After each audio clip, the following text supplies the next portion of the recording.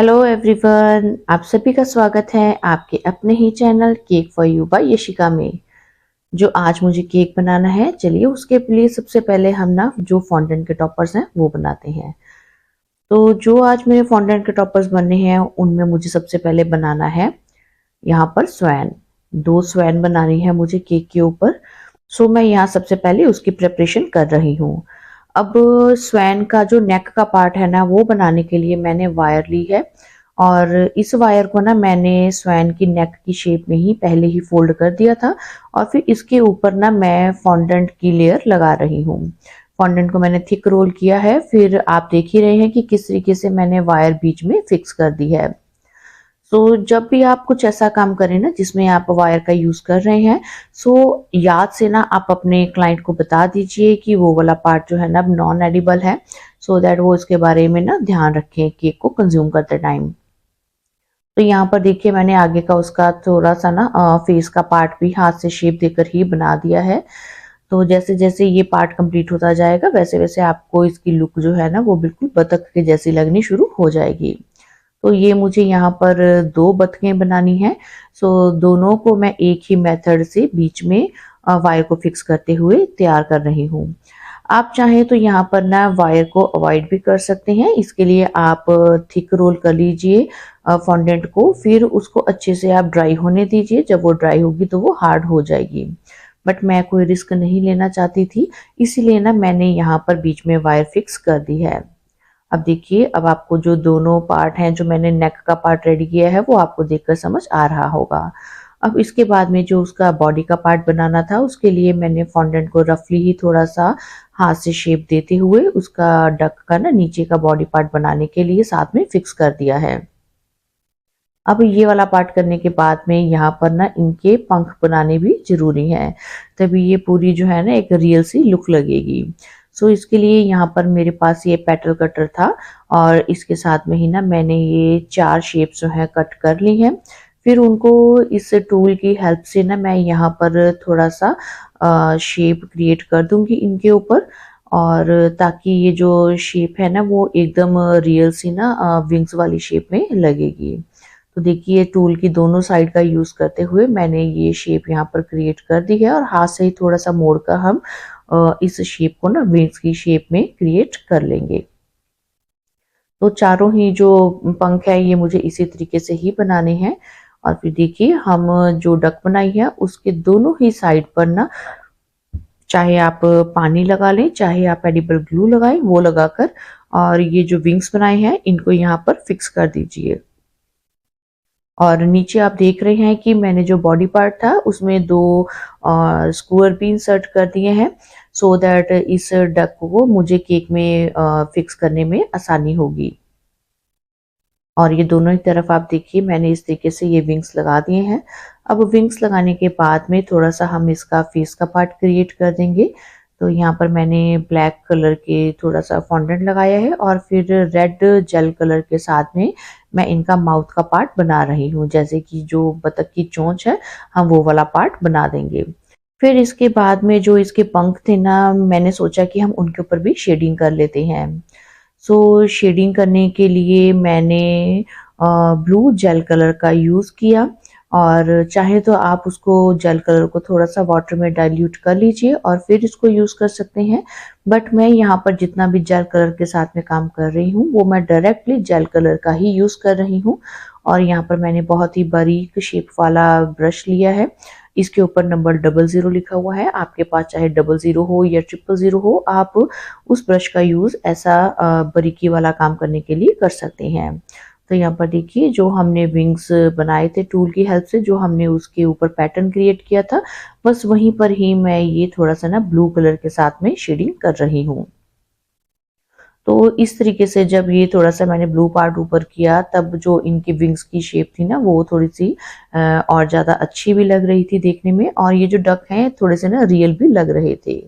Same थोड़ा सा मैंने जो पीछे इनकी बॉडी का पार्ट था वहां पर भी ना ये टूल की हेल्प से ही थोड़ी सी लाइंस क्रिएट कर दी थी, ताकि ये वाला पार्ट भी ना पीछे का जो है थोड़ा सा नेचुरल लगेगा देखने में। अब उसके बाद में मुझे एक रोज बनाना था रेड कलर में ही। तो उसके लिए मैंने रेड फॉन्डेंट को रोल किया और उसमें से फिर ये मैंने बड़े-बड़े सर्कल कट कर लिए हैं। आप चाहें तो किसी नोज़ल की हेल्प से भी ये सर्कल वाला पार्ट कट कर सकते हैं। फिर इन सब के ना एक साइड पर पानी लगाकर मैं इनको आपस में स्टिक कर दूँगी सभी ये सर्कल वाले पार्ट्स को। और फिर इनको हम रोल कर देंगे आपस में सभी को इकट्ठा पकड़कर। और जब इस तरीके से रोल करेंगे बहुत ही लाइट हैंड से आपने प्रेशर देना है। और फिर उसके बाद में जितना मुझे रोज की हाइट चाहिए वो पार्ट रख कर मैं एक्स्ट्रा पार्ट को नीचे से कट कर रही हूँ। तो अब देखिए जो पेटल्स हैं इनको मैं धीरे धीरे ना बस इस तरीके से फिंगर्स की हेल्प से धीरे धीरे खोल दूंगी, क्योंकि जब इनको रोल करते हैं ना ये आपस में एक दूसरे के साथ स्टिक हो जाती हैं। तब आप इनको थोड़ा थोड़ा सा खोल दीजिए और यहाँ पर देखिए पेटल्स पर ना कहीं कहीं मैं हाथ से ही ना इस तरीके से फिंगर से पिंचिंग कर दूंगी, सो दैट ये थोड़ी सी ना रोज की शेप में लगेगा आपको। अब उसके बाद में कुछ हार्ट चाहिए थे मुझे, सो मैंने हार्ट बनाकर और उनको थोड़ा सा फ्लैट करके बड़ा किया। फिर मैंने हार्ट कटर के साथ में हार्ट जो प्लंजर कटर होता है उसके साथ में ना मैंने बीच में से एक छोटे छोटे हार्ट और कट कर दिए थे। सो बस थोड़ा सा ये काम था मुझे फॉन्डेंट के साथ में करने वाला। अब जो केक बनाना है मुझे हाफ केजी में हार्ट शेप केक बनाना है। सो इसके लिए मैंने 6 इंच का टिन लिया था। और फिर यहाँ पर आप देखिए कि मैंने सिर्फ 2 ही लेयर्स में कट किया है स्पॉन्ज को। और सोकिंग करने के लिए मैंने स्ट्रॉबेरी क्रश ऐड कर दिया था प्लेन वाटर में। और यहाँ पर देखिए अब अच्छे से हमने क्रीम अप्लाई कर दी है और इस केक का जो फ्लेवर है वो मेरा हॉट सेलिंग फ्लेवर है। ज़्यादातर मेरे जो केक्स हैं इसी फ्लेवर के ही होते हैं। सो यहाँ पर मुझे बनाना है फ्रेश फ्रूट फिलिंग के साथ में केक। तो यहाँ पर जो भी सीजनल फ्रूट्स आपको इजीली अवेलेबल हो आप वो ऐड कर दीजिए बीच में। आप चाहें तो साथ में कुछ टिन वाला फ्रूट भी ऐड कर सकते हैं। तो यहाँ पर देखिए एक ही लेयर में मुझे फ्रूट फिल करना था, सो इसके लिए यहाँ पर मैंने 100 ग्राम फ्रूट जो है वो बीच में फिलिंग के लिए फिल कर दिया है। और फिर जो हमने फ्रूट फिल किया है उसको मैंने थोड़ी सी क्रीम आप देख रहे हैं कि एक्स्ट्रा और अप्लाई करते हुए ना सारे फ्रूट को क्रीम में अच्छे से पैक कर दिया है। ऐसा करने से क्या होता है कि फ्रूट के ना केक से बाहर निकलने का डर नहीं होता है, आपको काम करना भी थोड़ा सा आसान हो जाता है। और फिर इसके बाद में आप देखेंगे कि जो केक की साइड से मैं वहां पर भी क्रीम अप्लाई कर रही हूँ। अब ये हार्ट शेप को और परफेक्ट बनाने के लिए ना मैं टॉप पार्ट से थोड़ा सा वी की शेप में और कट करते हुए और ये जो थोड़ा सा यहाँ से केक का पार्ट है ये रिमूव कर दूंगी। ऐसा जब आप कट लगा लेते हैं ना तो हार्ट की शेप जो है ना वो और भी ज्यादा अच्छी बनती है।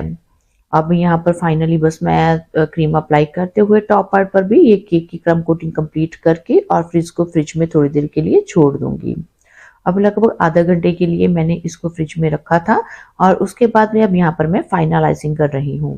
तो सबसे पहले तो मैं केक के सभी तरफ ना क्रीम को अप्लाई कर दूंगी और यहाँ पर क्रीम में मैंने कोई भी कलर ऐड नहीं किया है। ये जिनका केक मैं बना रही हूँ उनसे ये मेरा फर्स्ट ऑर्डर है। एक्चुअली जब मैंने एक ब्राइड टू बी का केक बनाया था तब मेरे इन क्लाइंट ने मेरा वहां पर केक का टेस्ट भी किया था और उनको केक देखने में बेहद पसंद आया था। सो तभी उन्होंने मुझे ये वाला ऑर्डर दिया है। ये केक जो है वो अपनी छोटी सिस्टर की फर्स्ट मैरिज एनिवर्सरी के लिए बनवा रहे हैं। सो उन्होंने कुछ डिज़ाइंस मुझसे मांगे थे और उस डिज़ाइन जो मैंने उनको सेंड किए थे उनमें से उन्होंने ये डिज़ाइन पसंद किया था। हालांकि जो डिज़ाइन उन्होंने सेलेक्ट किया था मैंने उसको थोड़ा सा अपनी तरफ से ना मॉडिफाई कर दिया था। और जो भी क्लाइंट डिज़ाइन पसंद करता है उसको जब मैं खुद से केक पर बनाती हूँ तो कई बार तो मैं कोशिश करती हूँ ना कि उसमें कुछ अपनी क्रिएटिविटी भी ऐड कर देती हूँ, सो दैट मुझे लगे कि मैंने अपनी तरफ से भी ना कुछ नया डिज़ाइन बनाया है। सो आप देख रहे हैं कि यहाँ पर किस तरीके से मैं हार्ट शेप केक की फाइनलाइजिंग कंप्लीट कर रही हूँ। फाइनलाइजिंग का आप जब अच्छे से देखेंगे आपको तभी समझ आएगा कि हम किस तरीके से अलग अलग शेप्स के ऊपर जो है फाइनलाइजिंग कंप्लीट करते हैं। हार्ट शेप में बस आपने यही ध्यान रखना है जो केक के टॉप पर हमने वी कट लगाया है वहां पर और जो केक का बॉटम पार्ट है जहां पर हार्ट का वी बनता है बस ये वाली 2 जगह है जहां पर हार्ट की जो शेप है वो अच्छे से डिफाइन हो सकती है। सो आपने वो वाले 2 पार्ट्स के ऊपर अच्छे से फिनिशिंग लानी है। और जो नीचे वी पार्ट है वो एकदम वी ही दिखना चाहिए। जब भी आप राउंड शेप के अलावा यानी कि जो हम नॉर्मली केक बनाते हैं, उनके अलावा कोई अलग शेप का केक बनाते हैं, तो उसमें कुछ एक्स्ट्रा टाइम लग ही जाता है। आप ऐसे ऑर्डर्स के लिए चाहे तो आप क्लाइंट से कुछ एक्स्ट्रा चार्ज कर सकते हैं, क्योंकि इनमें फाइनलाइज़िंग करने में भी थोड़ा-सा एक्स्ट्रा टाइम लग जाता है और कई बार क्रीम भी एक्स्ट्रा लग जाती है इनको बनाने में। और यहाँ पर अब देखिए कि आपको देखकर पता लगेगा कि किस तरीके से मुझे भी एक्स्ट्रा टाइम लग रहा है इसकी फाइनलाइजिंग कंप्लीट करने में। तो देखिए यहाँ पर जो मेरी फाइनलाइजिंग है वो लगभग कंप्लीट हो गई है। अब मैं इस केक को ना फ्रिज में रख दूंगी, सो दैट ये केक अच्छे से चिल्ड हो जाएगा। फिर क्लाइंट को डिलीवर करने से जस्ट कुछ टाइम पहले ही मैं इसके ऊपर सारे टॉपर्स जो हैं वो प्लेस करूंगी। अगर आपको ज़्यादा टाइम के लिए केक को फ्रिज में रखना हो, तो आप 1-2 घंटे तो केक को ओपन रखिए फ्रिज में, उसके बाद में आप इसको बॉक्स में डालकर फिर फ्रिज में स्टोर कर दीजिए। जब केक डिलीवर करना था मुझे, तो उससे जस्ट थोड़ा टाइम पहले ही मैंने यहाँ पर टॉपर्स अरेंज किए हैं। अब यहाँ पर एक टॉपर और था जिसकी मैं ना वीडियो शूट नहीं कर पाई थी। यहाँ पर मुझे कुछ क्लॉथ टाइप भी ऊपर बनाकर रखना था। तो इसके लिए मैंने फॉन्डेंट को रोल किया, फिर उसमें प्लेट्स डालते हुए मैंने उसको ना टिन के ऊपर ही एज इट ही पड़ा रहने दिया था, जिससे कि वो उसी तरीके की शेप होल्ड कर ले। और फिर फाइनली मैंने उसके ऊपर गोल्डन लस्टर डस्ट में वेपोरेक्स मिक्स करके कहीं कहीं गोल्डन टच भी ऊपर दिया है। और फिर जब इसको मैंने केक पर रखना था, उससे पहले आपने देखा कि बैक साइड के ऊपर ना मैंने व्हाइट चॉकलेट मेल्ट करके वो अप्लाई की है, सो दैट ये जो टॉपर्स हैं केक पर काफ़ी टाइम तक एज इट बने रहें और क्रीम के टच में आने से फॉन्डेंट के ऊपर ना ज़्यादा इफेक्ट नहीं पड़ता अगर आप बैक साइड पर चॉकलेट लगाकर फिर टॉपर्स को ऊपर प्लेस करते हैं। अब जो बाकी टॉपर्स हैं उनको भी आप देखिए कि मैं साथ के साथ केक के ऊपर किस तरीके से अरेंज कर रही हूँ। और आपने देखा कि मैंने नीचे टूथपिक डाला था, जिसके कारण ना जो टॉपर्स हैं वो केक के ऊपर काफ़ी टाइम तक फिक्स बने रहते हैं। उनके गिरने का या अपनी जगह से मूव करने का ना कोई चांस ही नहीं रहता है। तो आपको मैंने साथ में वो पिक भी शेयर की थी जो कि क्लाइंट ने सिलेक्ट की थी डिज़ाइन के लिए, और आप देखिए कि मैंने उस डिज़ाइन को किस तरीके से अपने डिज़ाइन में कन्वर्ट कर दिया है। और इस केक की फीडबैक मुझे क्लाइंट ने बहुत अच्छी दी, उनको ये केक बहुत ज़्यादा पसंद आया। उन्होंने इस केक को देखकर कहा कि जो फ़ोटो वाला केक है वो इसके आगे कुछ भी नहीं लग रहा। उन्होंने इस केक का टेस्ट और केक का डिज़ाइन इतना पसंद किया था।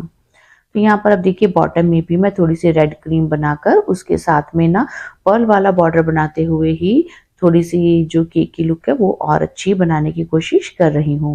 और फाइनली थोड़ा सा सिल्वर स्प्रे भी कर देते हैं, जिससे ना केक में शाइनिंग वाली लुक भी आ जाएगी। और जो मैसेज था उसको मैंने फॉन्डेंट के ऊपर लिख के और केक के आगे फॉन्डेंट की स्ट्रिप को प्लेस कर दिया था। तो फाइनली आज की इस वीडियो में करने वाला काम मेरा यही था। आई होप कि आपको मेरी आज की ये क्रिएटिविटी पसंद आएगी। अगर आपकी केक से रिलेटेड कोई भी क्वेरी हो तो आप बेझिझक मुझसे पूछ सकते हैं। और आप अगर अभी तक आपने मेरे इस चैनल को सब्सक्राइब नहीं किया है तो आपसे रिक्वेस्ट है कि प्लीज़ चैनल को सब्सक्राइब ज़रूर कर दीजिएगा। तो आज के लिए बस इतना ही।